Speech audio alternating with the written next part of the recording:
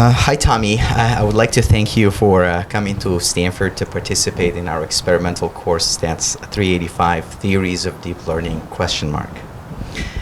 In particular, I have learned today that you have received the Rosenfeld Lifetime Achievement Award, and instead of going to Italy to receive that, you've been so kind to come to Stanford to participate in this course and to speak to us. I'm really happy to have you here, and I want to congratulate you on this award.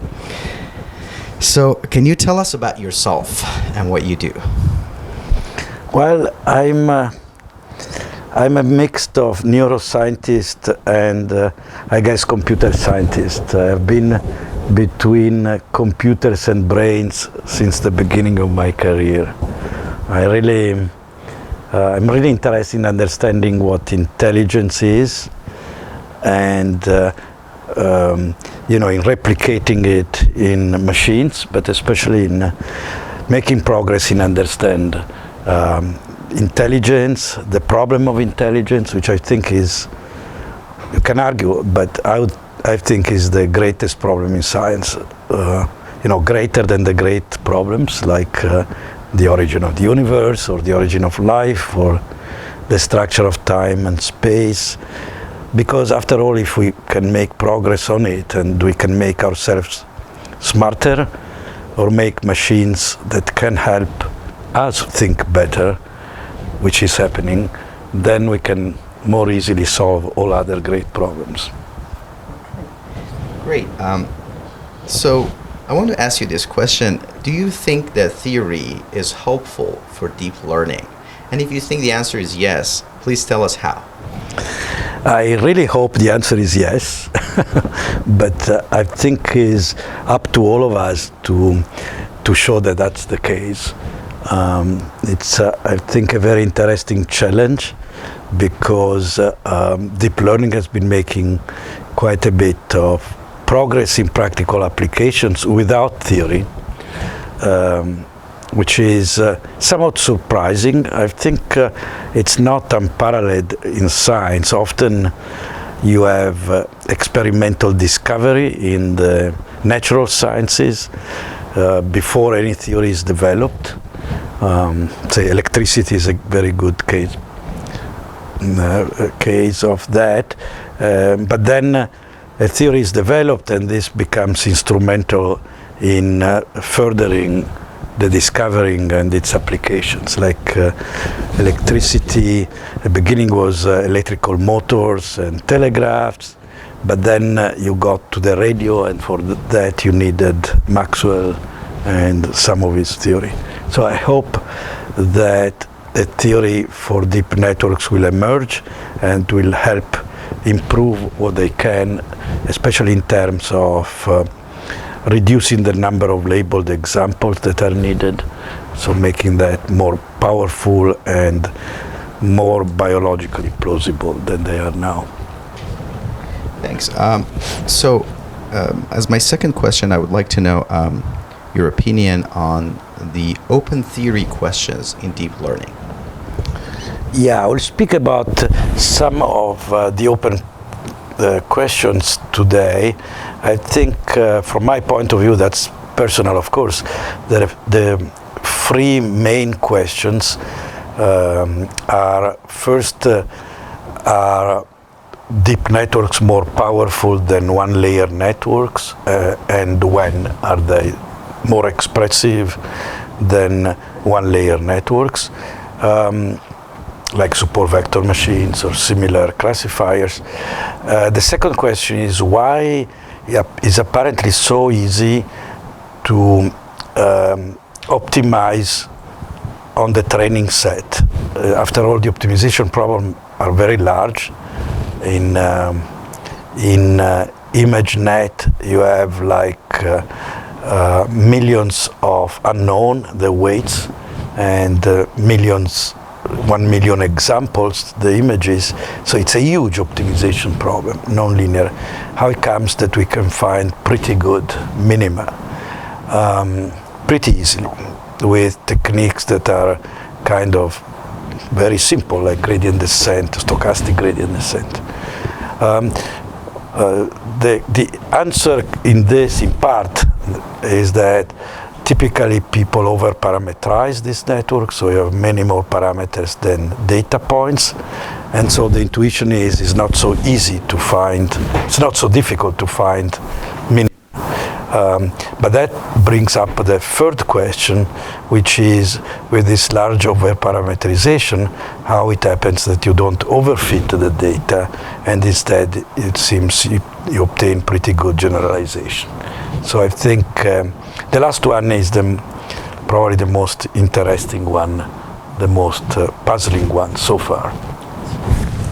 And so and my last question before I pass it to Dave. I want to give you some topics, and you give me 3 words about them. Stanford. Beautiful weather. Supervised learning. Not biological. Unsupervised learning. Difficult to define. Theories of deep learning. Open question. Rosenfeld Lifetime Achievement Award. Well, this is an index of getting old. Tomaso Poggio. Well, I'm not sure what to say here. I'm just that, as I said, I'm getting old, but I'm having more and more fun in what I do. Okay, great. Thanks, Tommy.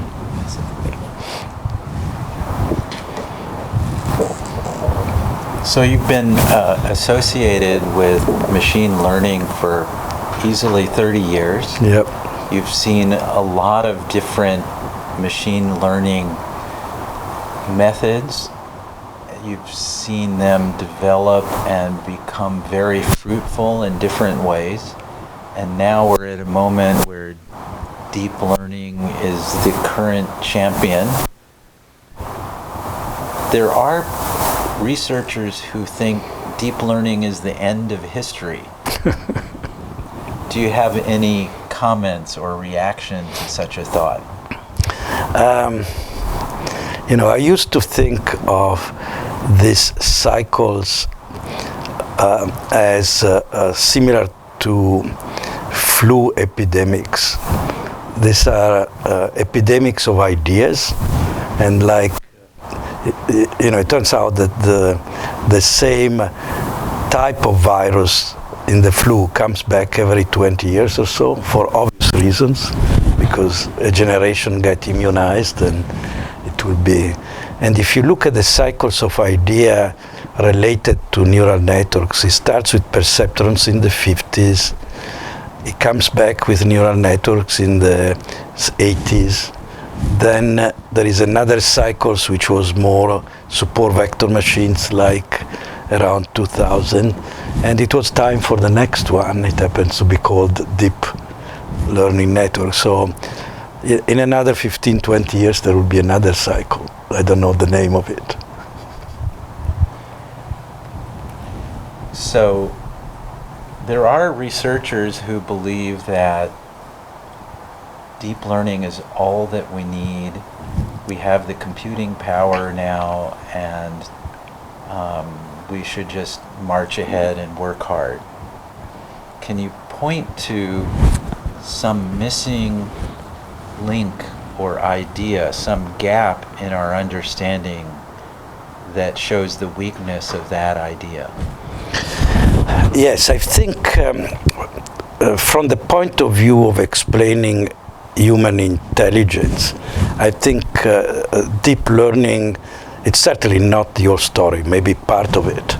And the reason I say this is because there is one aspect of deep learning which has nothing to do with the deep, but with the fact that in the present incarnation, deep learning is usually supervised and needs a lot of labeled data. That's really not biologically plausible. Children don't learn what a car is by being shown 6,000 pictures of a car. And so we need to find some other way to explain how children learn. And in addition, you can certainly train a classifier for specific tasks, and I think there is a golden mine of applications right now for this. But your intelligence cannot just depend on having a lot of pre-trained classifiers for everything you meet in life. You are able to give me answer to questions, essentially an infinite number of questions I can ask. You don't need training examples for any of those. So at the Center for Brains, Minds and Machines, of which I'm a director at MIT, we are starting to work on an architecture for visual intelligence, of which deep learning is only a part of. And it's an architecture that allows for the synthesis at runtime of simple programs, but very flexible to essentially answer questions about the world around us. And so I think, as I said, deep learning can be part of almost certainly something like deep learning. I say something like because the supervised part still needs some solution, some alternative, but something like supervised learning is likely to be a module of this, but just a module. Even if you look at some of the main successes in AI and, let's say, deep learning in the last 3 years, I would say the most striking one have been AlphaGo, especially the last incarnation. There was a paper last week in Nature. AlphaGo is based on deep learning, but mostly on reinforcement learning. And by the way, both of them have been suggested by biology, by neuroscience, both reinforcement learning and deep learning. And the other one is autonomous navigations in cars. There is this company, Mobileye, which was started by an ex-student of mine, Amnon Shasho, in Israel, and which was bought recently by Intel. And their main engine is deep learning, but also reinforcement learning for planning behavior in different situations. And again, so I think it's not only deep learning, there is at least this other part of reinforcement learning, and probably quite a bit more. So in your lecture this afternoon, you'll talk about many things, I'm sure. What do you think will be the most surprising to practitioners?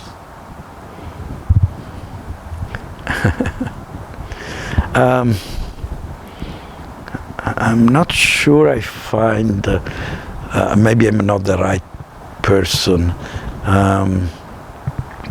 but maybe that possibly the answer to the generalization puzzle, it's very similar to things we know well in linear regression. That may be surprising. Thank you very much. Thank you. Okay, let's get started. So as you know, every week we've been having guest speakers, and we started off with a pretty impressive guest speaker who flew from Zurich, Switzerland to get here. Now we've actually topped that. So Tommy Poggio is a professor at MIT, but he didn't fly here from the East Coast. He actually flew here from Singapore. But that's not all. Actually, ICCV, which is a very prominent conference in computer vision, is taking place right now as we speak. And Tommy is getting a Lifetime Achievement Award there. Now, he couldn't be there and in this lecture, so he's foregone going to all the way to Venice, Italy for that award. So not only did he travel here farther than anybody else this quarter, but he also forewent travel that would have also been farther than anybody else's corner. And then on top of that, Vardhan, our co-instructor, is at ICCV right now. So he took this picture, and as we said, the smartphone is the engine of everything that's happening, that's causing all of this. And he sent us this picture by smartphone, just showing Tommy's award. So that stands as an emblem for the amazing amount of travel that our lecturer today has done in order to bring us the presentation that he's about to present. So Tommy Poggio is director of the Center of Brains, Minds, and Machines at MIT. And I think he's a professor in several departments, which must include computer science and neuroscience at least. And he's here today to talk about his take on theories of deep learning. Thank you very much, David. A very nice introduction. Very, very good to be here. So I hope I'll learn from you as much as you learn from me. And as David said, I travel a long way, so that's the minimum you can do for me. I want to speak about, of course, theory of deep networks. It's mainly open questions, some answers. I hope indeed that there will be a theory before too long, because I find being a theoretician is kind of embarrassing that we don't understand yet how and why deep networks work. Just very briefly, I'm director of the Centers for Brains, Minds, and Machines, and the goal there is to understand how the brain works, what intelligence is, how the brain produces the mind, and as a proof of our understanding, replicate what we understand in machines. So the engineering of intelligence is not the main reason for the center, is more the science of intelligence. I want to give you a quick example of what happened in the last 20 years or so in machine learning. This was a project we did in '95 with Daimler-Benz, Mercedes. It was one of the very first systems, learning system trained on images for computer vision. The task was to detect pedestrians in order to avoid them. And this is a video taken in Ulm, Germany, which is where the research center of Daimler is.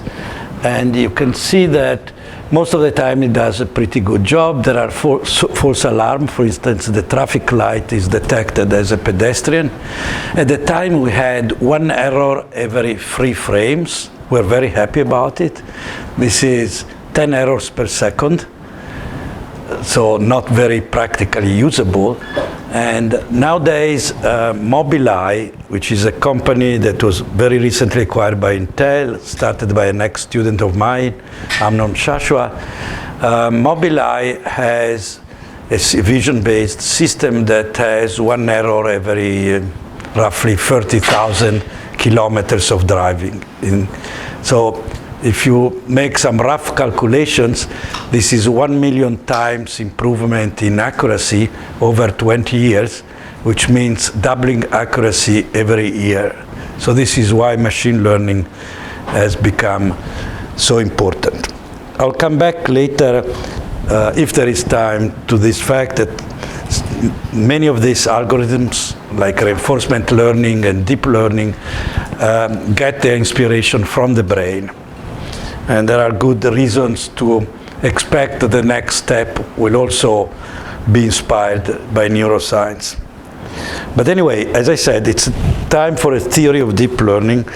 And of course, you all know about deep networks, I assume.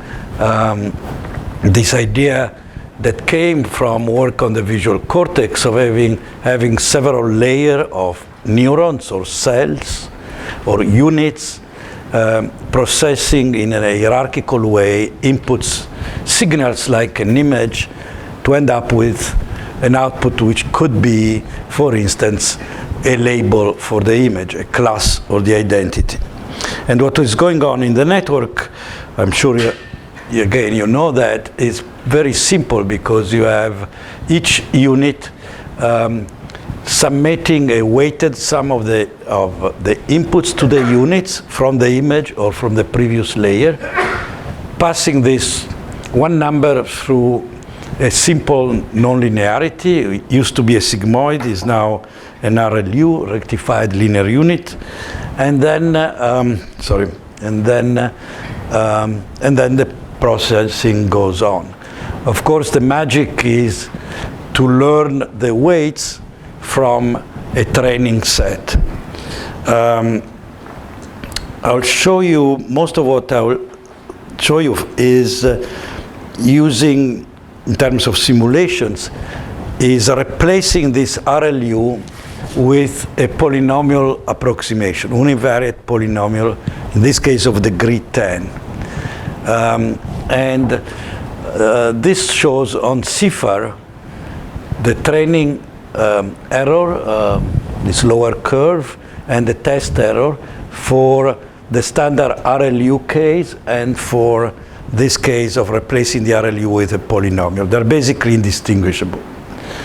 So this is because in this case, some of the analysis, some of the arguments I'll bring are going to be easier to take. We are dealing with a polynomial, nonlinearity, and so the whole network is really implementing, computing a polynomial, depending on the number of layers of very large degree in many inputs.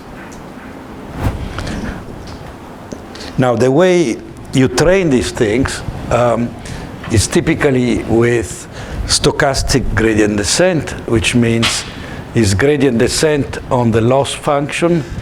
The loss function is typically a structure that is the sum of loss functions, like square loss, for each one of the terms of the training examples.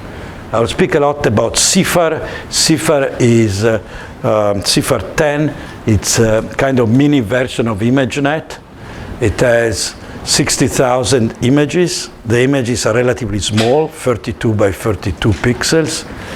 And the networks doing pretty good job on that data set typically have in the order of 200,000, 300,000, 1 million parameters, meaning weights. Okay, so from my point of view, the main question, I'm not saying these are all the question you can ask, but 3 important questions about deep networks are this. Why are they better and when are they better than shallow networks, meaning one-layer networks, in terms of approximation, representation of input-output mappings? Second one is why it's so relatively easy to find good minima, to find minima. In the CIFAR case, it's easy to find 0 error minima for CIFAR on the training set. Why it's easy when the optimization problem seems so huge. As I said, hundreds of thousands of unknown and 60,000 data points. And the third one, part of the answer to this I will see, is because typically you use this network in an over-parameterized situation, many more parameters than data points. And so this is why it's easy to find minima, I will argue. But this brings up the next question. The puzzle is, with so much over-parameterization, why you don't overfit the data? Why can you generalize? And they seem to generalize pretty well. Okay, so let me go through these 3 questions one by one and tell you we have really I think, good results for the first one. For the other two, I'm offering more of a set of remarks and conjecture or half proofs, and I'd welcome any help you can give me. So the first one is about expressivity of networks, and one thing that was well known since the 80s, because it's relatively simple application of Weierstrass theorem, and so the work was done by several people, Sibenko, White, Girosi, and so on.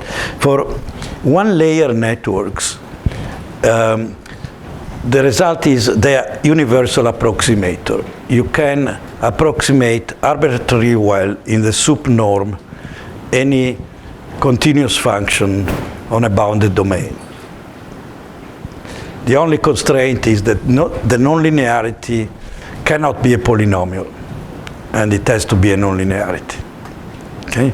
Otherwise, this works, and this was partly why people did not focus in the 80s when this result came up on multi-layer networks. It seems you can approximate anything with one hidden layer networks while looking at more than one layer. Okay, so by the way, one layer are things like support vector machines or regularization networks. This is what comes out if you, or splines, or all of these things. These are what comes out if you minimize an empirical error. This V could be the square loss, for instance, with a regularization terms, which is a norm in a reproducing kernel Hilbert space. It could be, for instance,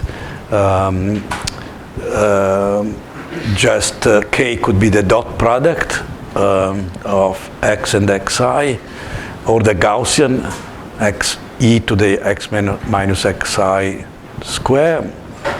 And for this, we have a pretty good understanding of what's going on in terms of approximation properties, and also results on generalization and when do they generalize and so on.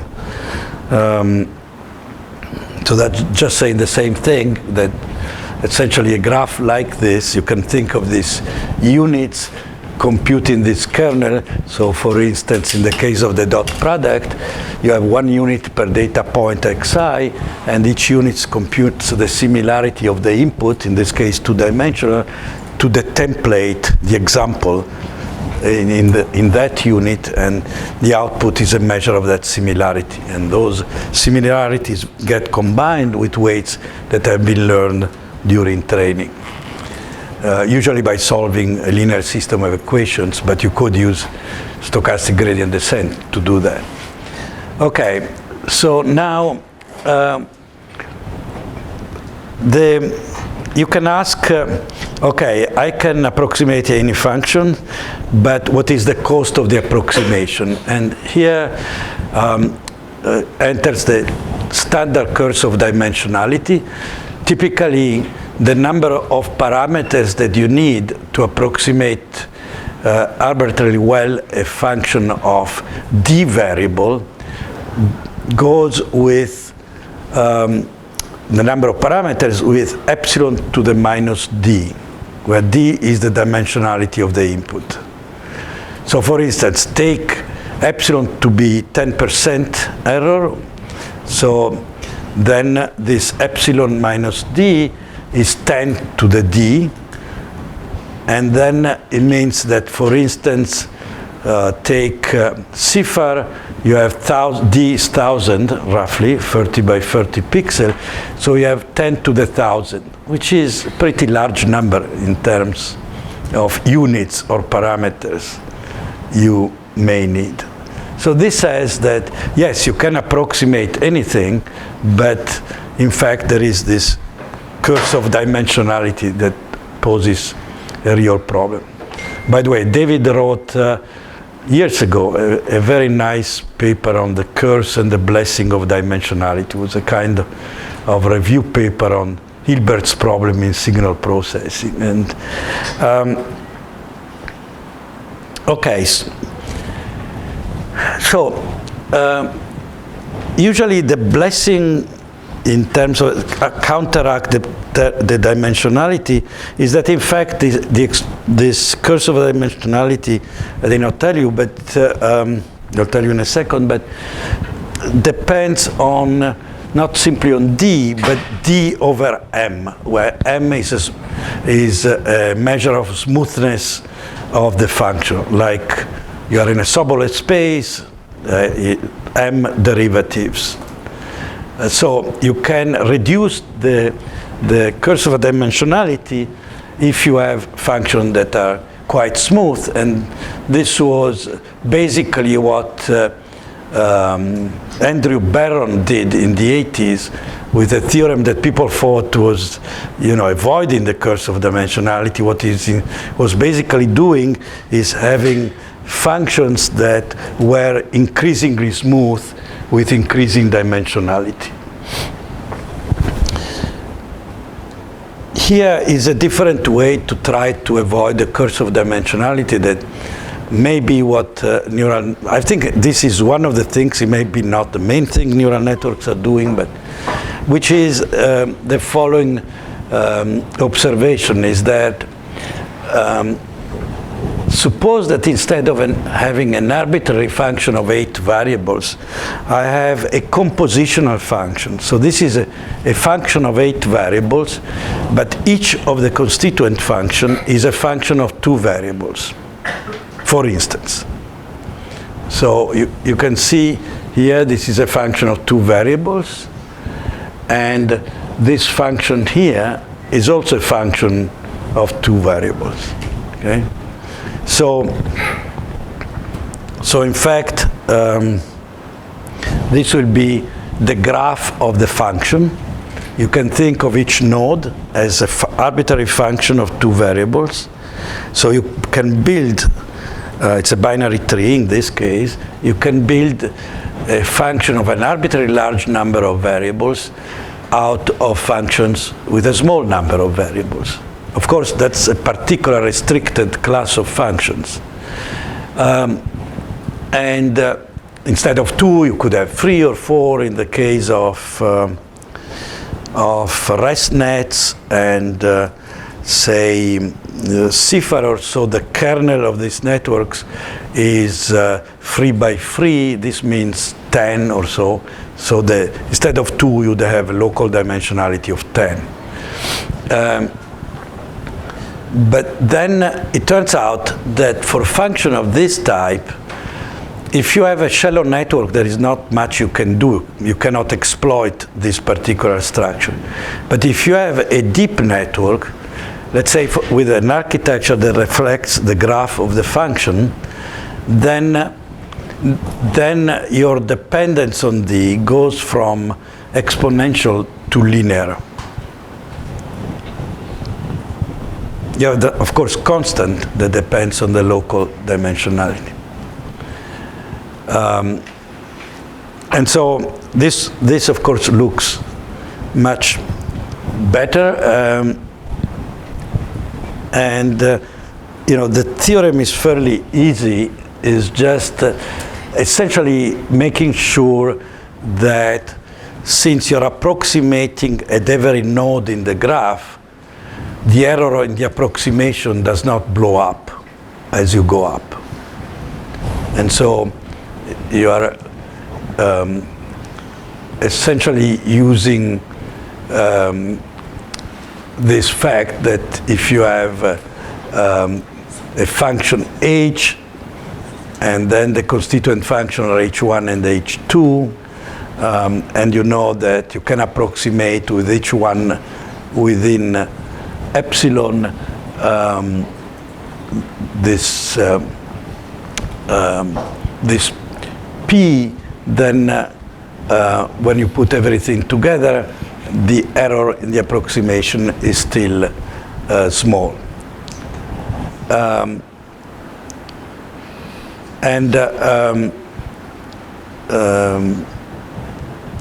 we can go through this in more detail if you are interested, but I think it's intuitive that the important dimensionality for a function like this is not 8, but is 2, the dimensionality of the constituent functions. Question. Yeah. It's no longer a universal approximator. Well, it's a universal approximator for functions of that structure, Right. which is, Universal. it's not universal. Yeah. Back to the previous slide. Yeah. It might be that some of the variables would overlap. So the function over there on the right might also depend on x1. So you also have the problem of overlapping variables. Yeah. I don't think that's a problem, Okay. but let's discuss that later. Yeah. There are more complicated way to have functions that are compositions of functions that also gives you advantages in terms of avoiding the curse of dimensionality. I'll not go through that, but I just want to show you a point here. These are simulation on CIFAR 10, and this is training and testing error, and here is the error. Here are the iterations. You can see up there is a shallow network, shallow with 2 layers, and then you have a 5-layer network, but fully connected. Then you have a network which has locality, so this kernel is 10, but no weight sharing, so you don't have strictly convolution. And then you have the locality and weight sharing. Okay, so the point I want to make is that the real, and by the way, this graph masks the differences are much larger because this really is accuracy, a number of parameters we did not show, but anyway, the point I want to make is that the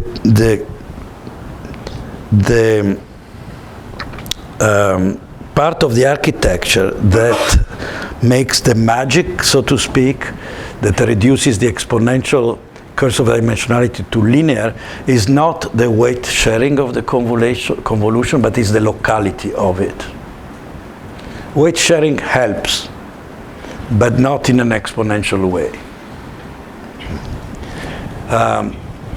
So that's interesting because this means that it's really the fact that you can, for certain tasks like image processing, you can factor the computation in terms of local computations, locally hierarchical. Now, I think it's not surprising you can do that for inputs like, say, text or speech, because those are kind of inherently compositional. Text is made up of letters that make up words, that make up sentences, that make up paragraphs, and so on and so on. So there is a compositional structure there. These are human artifacts. Seems we have a tendency to create compositional things made of parts. Images are a little bit more of an interesting question. Why are they? Why that task is compositional? Why can be split in hierarchically local computations? By the way, you can, going back to your universality question, you can always do this for any function. The only problem is that you will need a lot of compositional network for a generic function, and you lose the advantage. The number of these local functions will still hit the curse of dimensionality.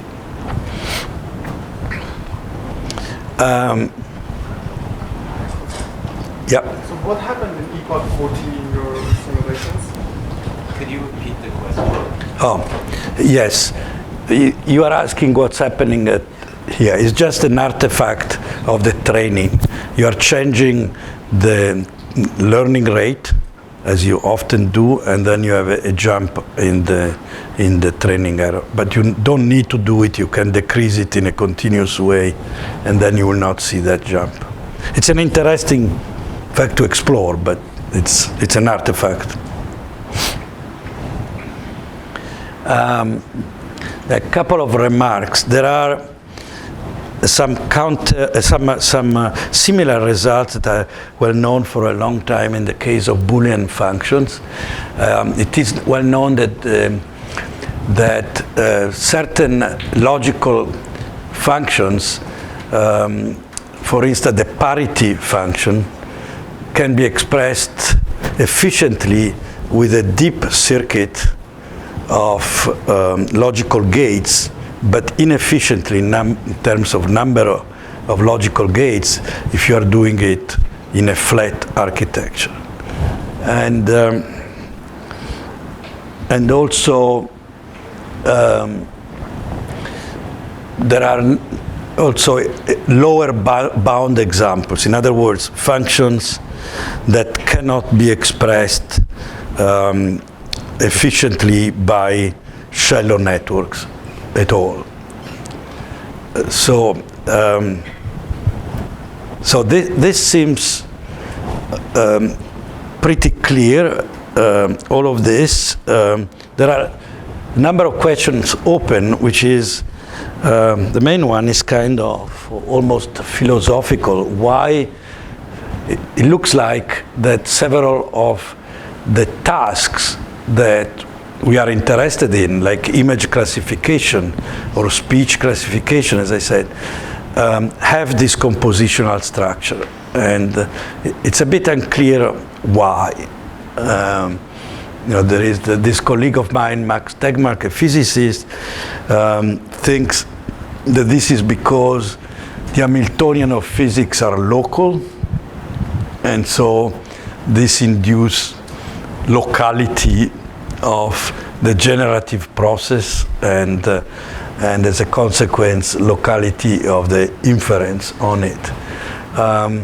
Another crazy idea could be that this is due to us, to our brain. So suppose that evolution has found out that it's much more likely to wire up neurons with local connectivity. This is what happens actually in visual cortex.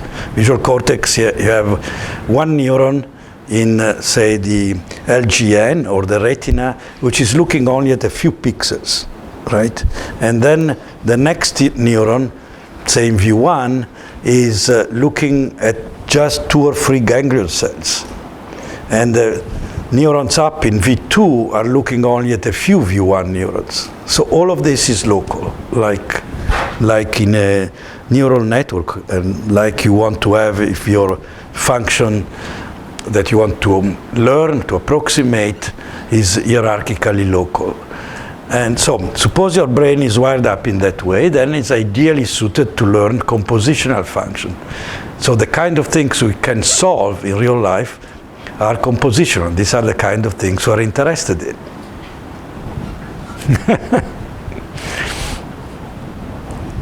All right. There is an interesting question that, it's locality of computation. This was, by the way, the main topic of the old perceptron book, locality. Which computations can be done locally and which ones need global computation. This was in the framework of a specific computing machine, the perceptrons defined in a specific way. So many of the conclusions cannot be used at all by us, but the question is interesting. Okay, let me see. I just finished the first part, and of course You can ask any question at the end about it, but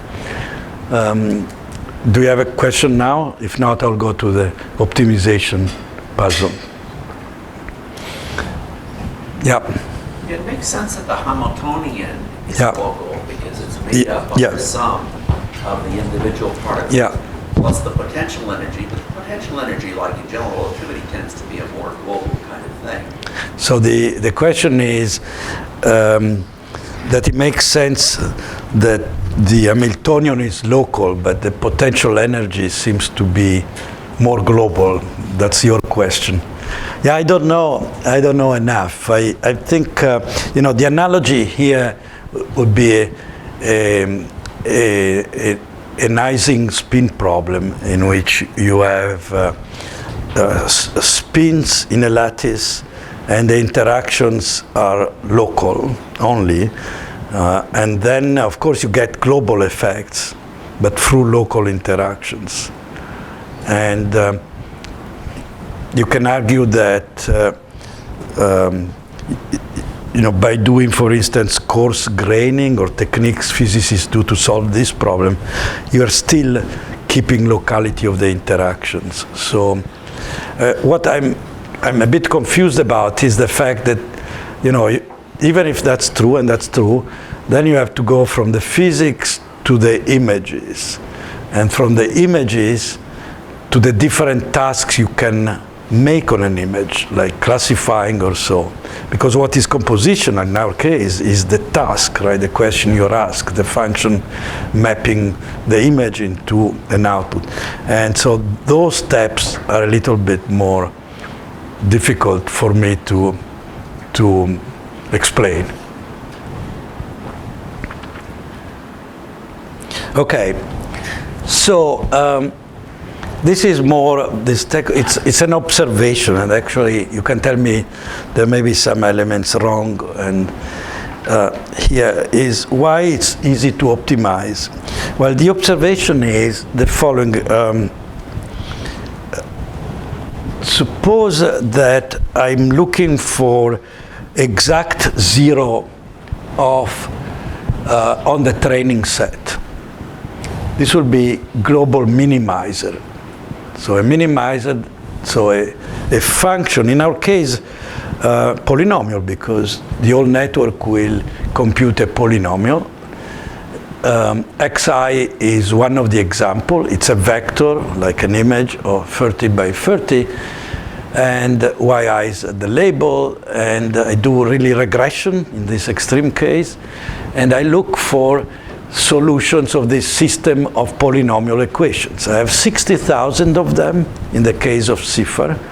They are very high degree, huge. I don't want to write such polynomial, but but it's a set of polynomial equations. So there is this Bézout theorem that gives you an estimate, it's kind of an upper bound, on the number of solutions that you have for such a system.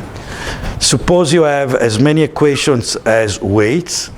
As I said, it's not the case, but suppose.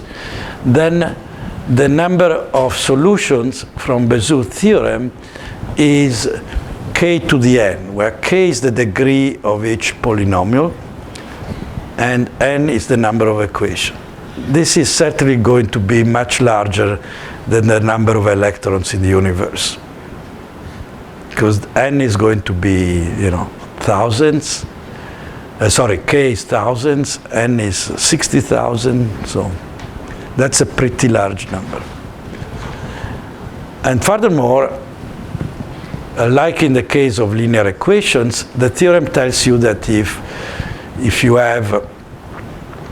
have less unknowns, in this case weights, then you have more unknowns, in this case weights, than equations, then the solutions, if they are consistent, if they exist, are degenerate. So for each one of them, you have an infinite number of solutions. So this simply says to me that this optimization problem seems very difficult, but in fact, there are a lot of solutions. There is this additional observation that what I just said is in the case of the global minima, zero, a solution that are zero error for each one of the 60,000 examples. I can also ask for local minima, so this would be your critical point, so zero of the gradients. And in this case, I get as many equations as parameters, because I have the derivative for each of the parameters. So in this case, I would expect solutions, also a lot, but not non-degenerate in general. Okay, so I'll go quickly because I don't think this is very important, but suppose that instead of doing stochastic gradient descent, I'm doing gradient descent plus a Gaussian noise term. So this is called the Langevin equation in physics. This dB is the derivative of the Brownian motion. And the asymptotic solution of this equation is the Boltzmann distribution. Okay, so what does this say is, first of all, formally I can do that for stochastic gradient descent. I can call it's pseudo noise is the difference between the actual gradient I use, which is a gradient of the loss function of a few points in the limit 1. It's the difference between then and the actual gradient over the whole loss function. I call that noise. It's not Gaussian, really, but it looks, when you look empirically, it looks very Gaussian.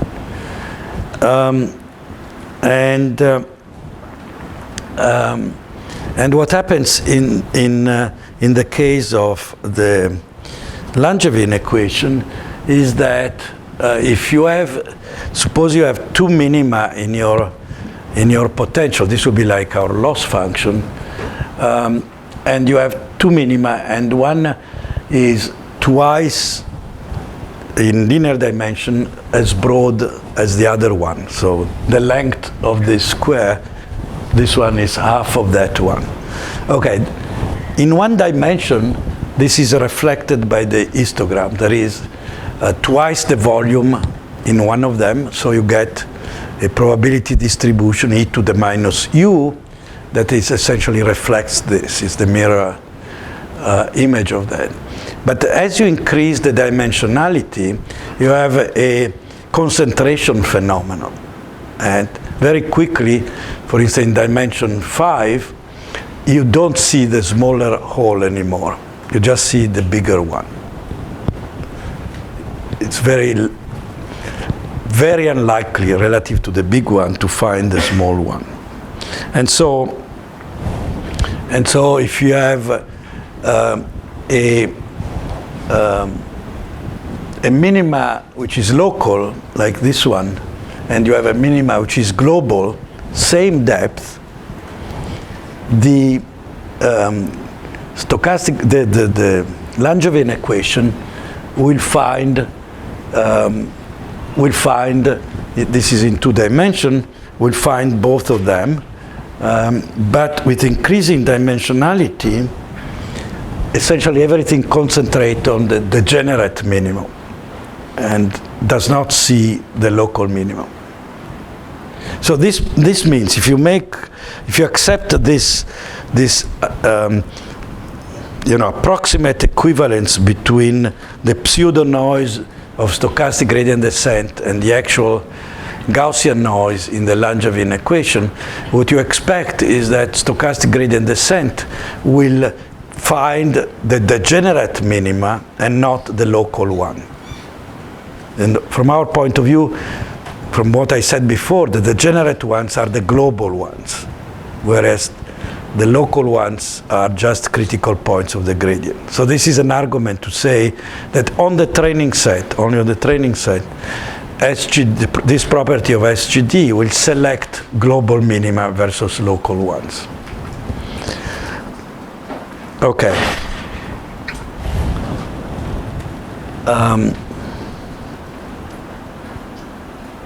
Any question on this?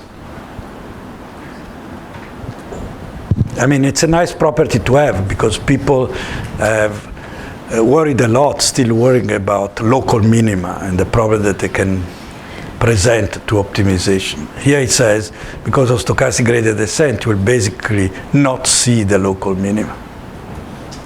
Excuse me. Perhaps this hypothesis can be tested empirically, no? I mean, I can run stochastic gradient descent, and I can run a deterministic algorithm that is not stochastic in nature, but cycle through updates in a very deterministic schedule, and I can compare the minima I get. So the question is, we can do an experiment. You present a scientific hypothesis, Yeah. that is, if I do stochastic gradient descent, Yeah. the quality of minima I get is different than if I do something else. I avoid the local minima and Right. go towards the general. What I'm saying is, can this hypothesis be tested empirically by running different algorithms and inspecting the solutions? Well, so the question is whether this can be verified empirically, making simulations. The problem is we can verify this empirically, and we have done that on loss function we have built, which we know. In the case of, say, CIFAR, in principle, we don't know the loss function. You don't know the shape of it. We have tried to run stochastic gradient descent and gradient descent. And gradient descent seems, in the case of CIFAR, not in the case of ImageNet, seems also to work, although it's much more difficult to get convergence. So I'm not sure what that says. I would be very interested to, the problem is that we don't know the landscape.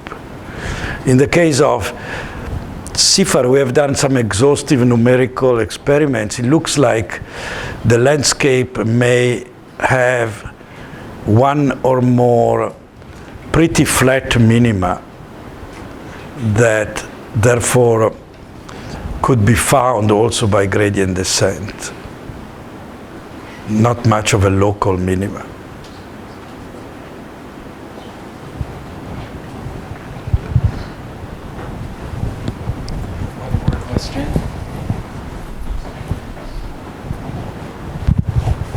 So one hypothesis here is if you have a flat or large volume local minimum, then it would help generalize in the sense of learning theory.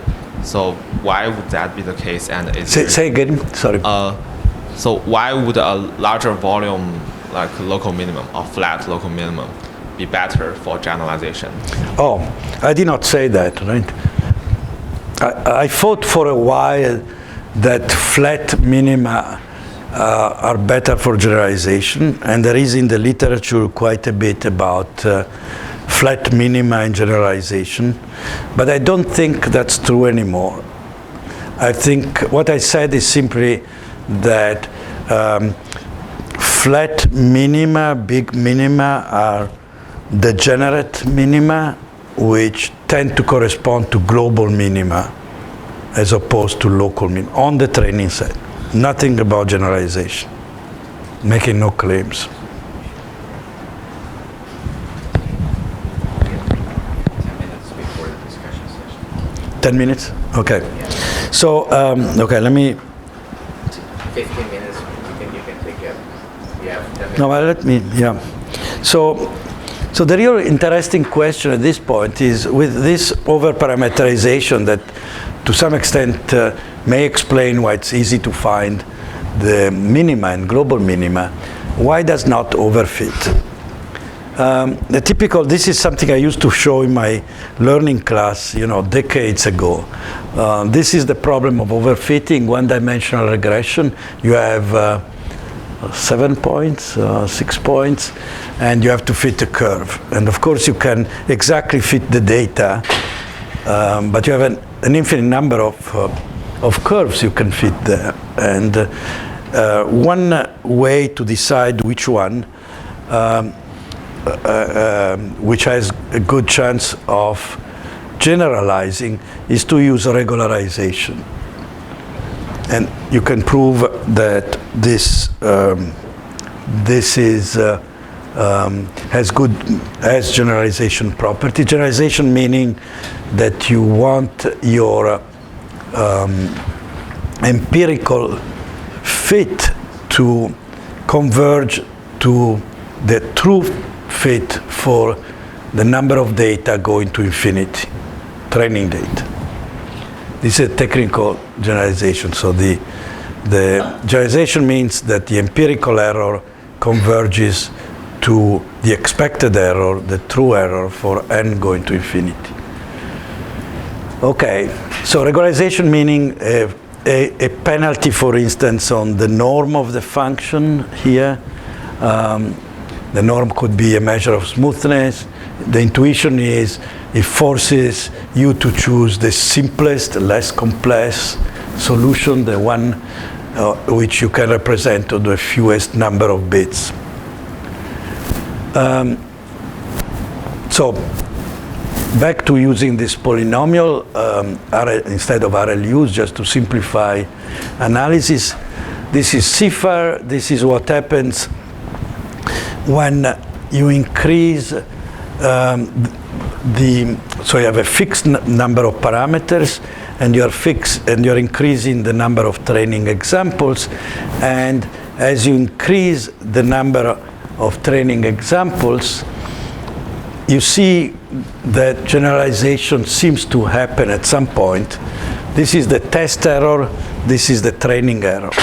What happens is that when you have more parameters than training example, the training error is 0, the test error is there, but when you increase the number of examples, your training errors start to grow, and it will eventually converge to the test error. So there is generalization, eventually, very likely. However, in this regime of more parameters than data, you can actually fit exactly the training set, even if the label on the training set are random. This is something that Chiwan Zhang, a student of mine, Ben Recht, Sami Benjo, and I'm not sure who else, did a year ago. We are repeating it here with our polynomial knowledge. Same situation. So you have 0 training error, despite the fact that you are having random labels. So for instance, you may have a bus labeled as a person, and another bus is labeled as a car, and you're still perfectly fitting the data. So this is clearly a case, you say too much capacity will never be able to do anything well, but in fact, with the same network and non-random data, even in this regime, the test error is not terribly good, but is much better than chance. So what's going on? And this is clearly, I like this slide because this shows, I think, what the puzzle is. So in this case, I have a fixed number of training data, and we are varying the number of parameters. Okay. So when the number of parameters is smaller than training data, you have generalization. You have, a test error, but it's not too bad. Your training error is not 0, so everything is fine. When you reach, with number of parameters, you go above the training data, you start to fit exactly on the training set. But surprisingly, the test error does not increase. You'd expect naively to increase because of overfitting. But it does not, right? So that, I think, is the puzzle. It does not get better, but it does not get worse. You can, in fact, increase the number of parameters a lot. This is a logarithmic scale. and it does not overfit. The test error is good. This seems a little bit of a puzzle. When I was a physicist many years ago, I was taught if I have a model with 10 parameters, I better have at least 20 data points, better 100, in order to fit reliably those parameters. Here it seems that I can have more parameters than data, and I'm fine. So what's going on? So it's this problem, and what happens is, let's look at the linear case. So completely linear, no hidden layer. You have an input, you have an output, you have y equal wx, w are your weights, and a solution is y pseudo inverse of x, and one interesting thing is to observe that, and you can prove it easily, that gradient descent and stochastic gradient descent, in this case, converge to the minimum norm solution, which is the pseudo inverse. But that's the important one, the pseudo inverse is the limit for lambda going to 0, lambda of the regularization term, of a regularized solution of this. There is some work in the linear case by a coworker of mine, Lorenzo Rosasco, that shows that gradient descent performs an implicit regularization. Essentially, it's like having a regularization term, lambda, and the lambda decreases with increasing number of iterations. So the number of iterations becomes 1 over lambda, or proportional to. And so that's why it's irregularizing, and that's why early stopping regularizes. And if you go to the limit, it gives you the limit of the regularized solution, which is the pseudo-inverse, which is itself not a regularized solution, but the limit of a regularized solution. Okay, so I've been looking what happens in the case of one hidden layer where the units are hidden units, linear. This was a case studied by Baldi and Hornick, and more recently, very interesting work by Surya Ganguly about the dynamics of learning in this case. This is interesting because although the network is linear, the dynamics of learning is non-linear. You have two sets of weights. And so if you look at the gradient descent equation, you see that there are non-linear equations in the W.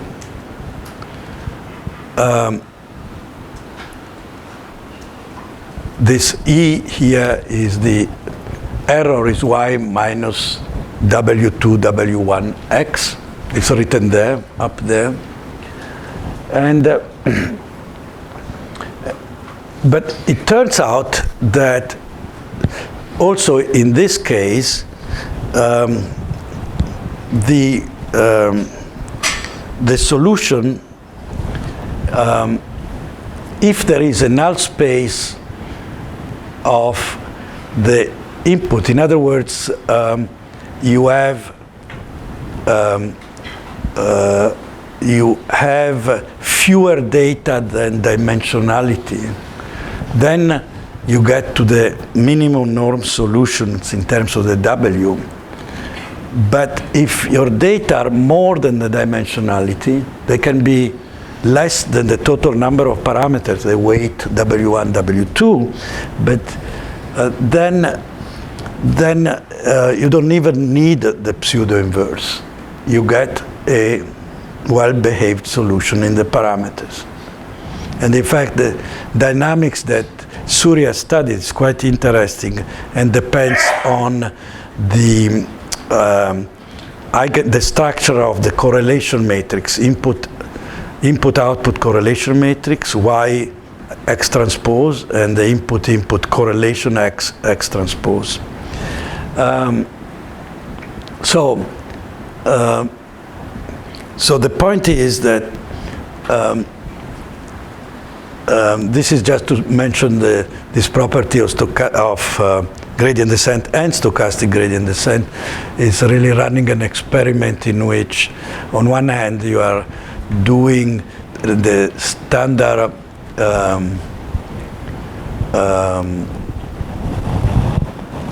let's see which one. In one case you are having regularization for each lambda, and the other case you are just doing gradient descent and the iteration and doing optimization until convergence for each lambda, or doing the gradient descent. It gives same results. So this is just showing this property I mentioned about stochastic gradient descent in the case of one layer, one hidden layer deep networks. So it was known for the no hidden layer case. It works for also the one hidden layer case.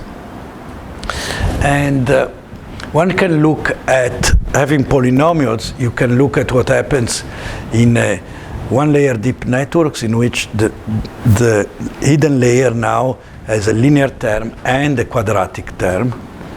And I think the conclusion, this is a conjecture, but looking at the equation, I think you can see that, let me see, you can linearize them around a solution point W star and look at the linearized solution and look at the properties of the solution around that stable point. If you assume that stable solution exists, then it turns out that the linearized solution are still in the span of your data. And so if your data are larger, you have more data and the dimensionality of the inputs, you are fine, and all parameters are controlled by gradient descent. You don't have any null space to worry about.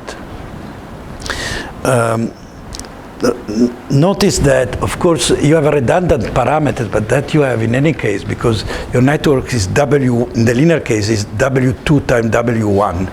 The W, what counts is the product of two. But so you have parameters that offset each other in the two matrices.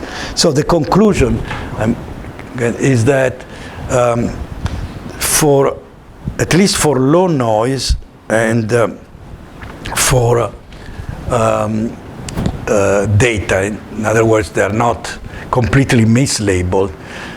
If you have a global minimum, then gradient descent or stochastic gradient descent avoids overfitting without an explicit regularization, despite the fact that you have a large overparameterization.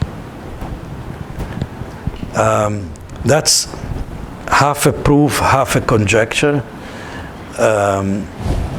but I think that's what's happening, and this would be similar then to what happens if you have suppose you have again these 5 points, you fit a polynomial, 5 points, you can fit a polynomial of degree 4 exactly, but suppose you are using a polynomial of degree 20, so many more parameters. If you do gradient descent, it still works. And if you stop your iterations not too far, it's even robust against small noise, what you find. So that's exactly the same situation. Okay, so I told you about the expressivity question. When are deep networks better than shallow ones?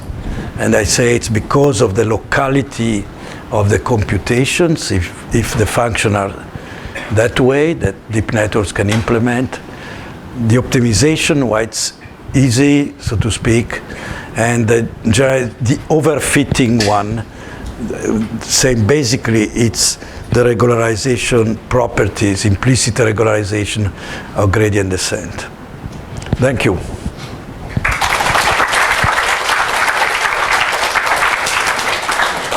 Thanks, Tommy. We'll go to Q&A session now. So we have had a lot of questions. Thank you all for posting your questions. So some students are asking whether you assume a tree structure in your proofs in your paper. So they're asking whether that's essential for proofs or the compositionality can be on any type of graph. Yes, we did our proof in the paper you have on the web in the case of a tree structure, but we have a formulation and a proof in the case of a directed acyclic graph. So it does not need to be a tree, but it must be acyclic. Okay, Ivan is asking, in your paper, you note that a necessary precondition for the gains you describe is that the graph or tree associated with the function is contained in the graph associated with the network. Yep. He says, I'm curious to what degree you think the latter condition can be imposed manually.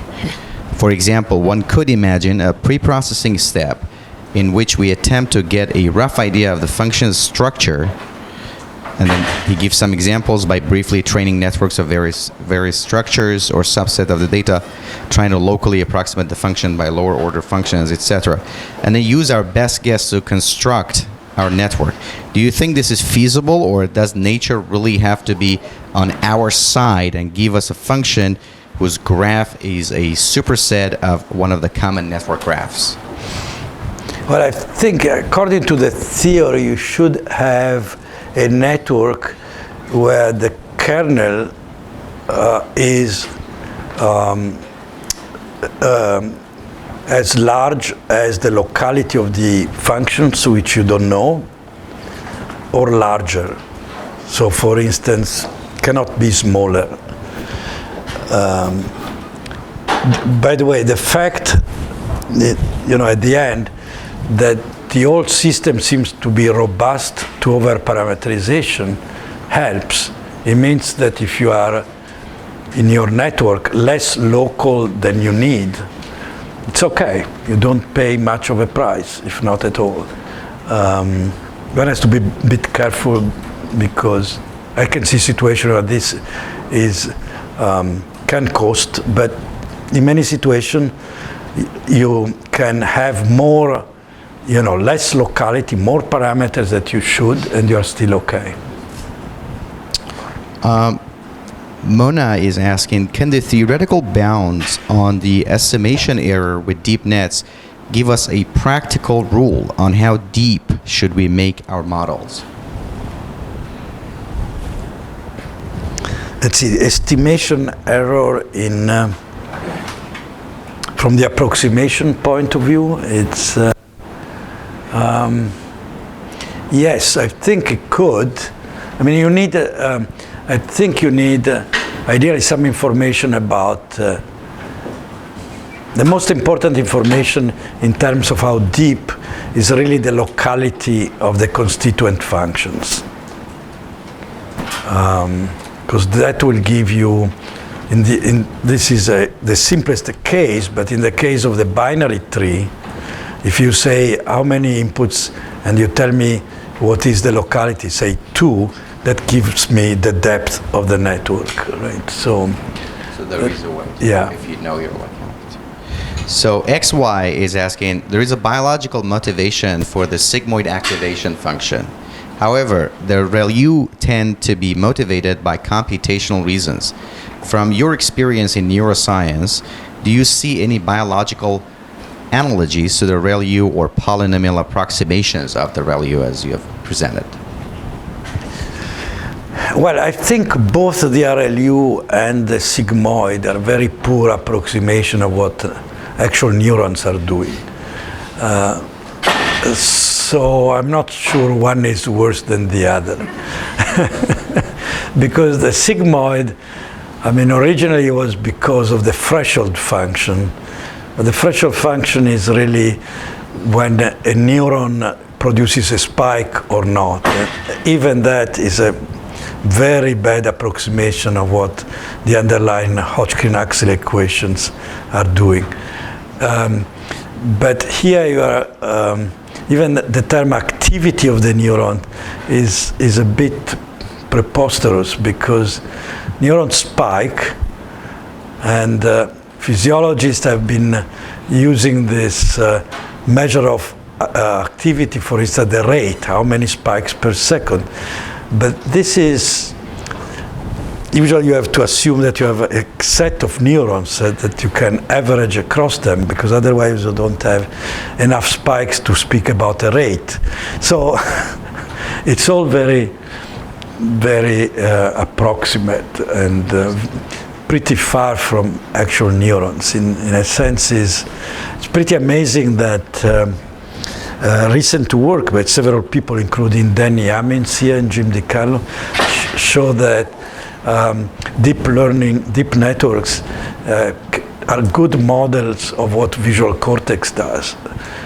I'm really impressed by that, because the results are very good, but the the faithfulness to the biology is very superficial. It's just about, there are layers and you have local connectivity, and that's it. And despite that, you get pretty similar properties between the actual neurons and the units in the model. So in lecture 2, we went through some of the now canonical network models and some of the ideas about them. And there's something about your presentation that reminds me of what VGGNet did, which is assume a very simple structure to the network repeated maybe through more levels would equal a more general network that you might imagine. So that was a hypothesis that VGG worked with, and they actually won one of the ImageNet challenges using that. So then what happened in the empirical world was about 2 years later, everyone had been using VGGNet with these very simple local connections, and they found that the learning was very slow. So then they added the concept of skip connections, and that sped up learning. So I was wondering if skip connections could be added in some way into your theory. Is there some need for it, or is your theory oblivious to those kinds of issues? So skip connection are used in residual networks, and actually I like residual networks most of every other one, not because of the skip connection. That's basically a good idea for computing the updates, because it avoids some of the noise of the other one. So it's really a very nice trick to improve computation of the gradient updates. But the nice part of residual networks is that it's even more homogeneous than VGG nets. It's exactly the same basic 3 by 3 operation all the way across, no pooling. The other architecture seems to have some point arbitrary things, like yes, now there is pooling, and 3 layers later there is another pooling, and then no more, and you never know why. In this case, it's just number of layers, but they have essentially the same architecture. So I like that for this reason, and that is very similar to the networks I described, because of the locality repeated across. It's not 2, it looks like it's more like 10, but it's still repeated across the tens or hundreds of layers. But in your theory, you don't really see a need for the skip connections allow you to sort of put identity mappings all over the place, but you don't see a need for Well, it's a neat idea for doing the the gradient update. You know, so I speak about the architecture. The first part is approximation. So it's really once you have trained, you know, and you run it, right? So at that point, skipped connection are not there. They are there only for the training part. So this, you can think of it as an improvement on gradient descent. So we'll open the question to audience. There you go. So thanks for a very nice, excuse me. Thanks for a very nice lecture, Tommy. In terms of practical applications, how far do you think we are, say, from high quality translations between English and Chinese using these techniques?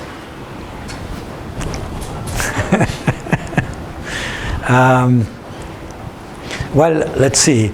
I think, you know, what you get is pretty good already, I think. But Try translating documents from the Chinese government on internet policy. does not work. No. Well, I was going to say there is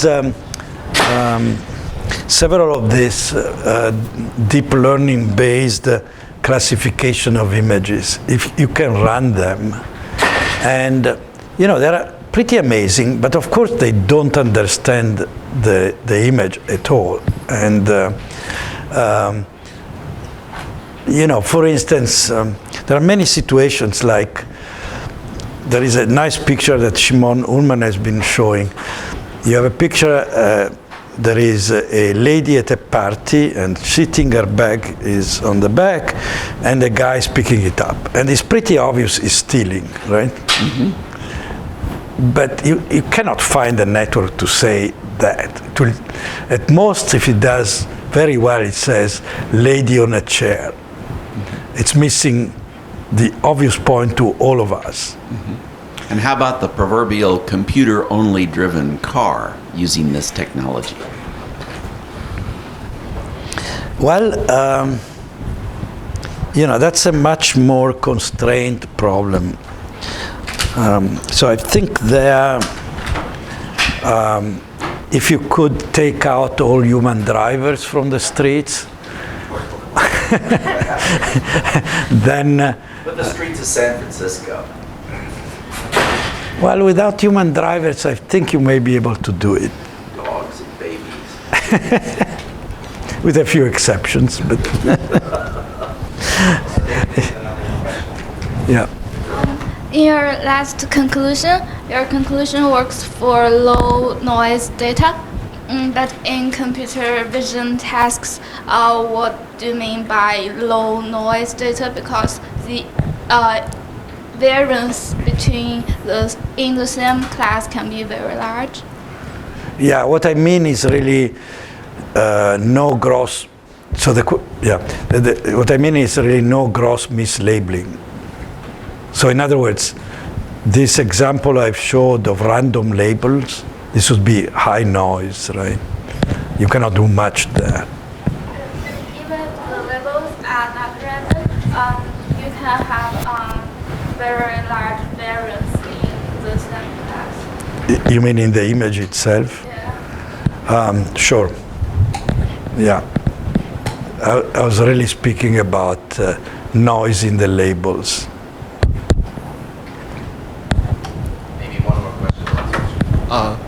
So study both like the theory of deep learning, also like say study about brain. So one significant difference is like current technology of deep learning relies on like pure supervised learning for most of its success, and brain rely on like a very few like supervised.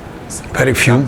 Very few supervised labels to get learned. Right. So is there anything we can say from the framework here, like how do we understand the amount of labels?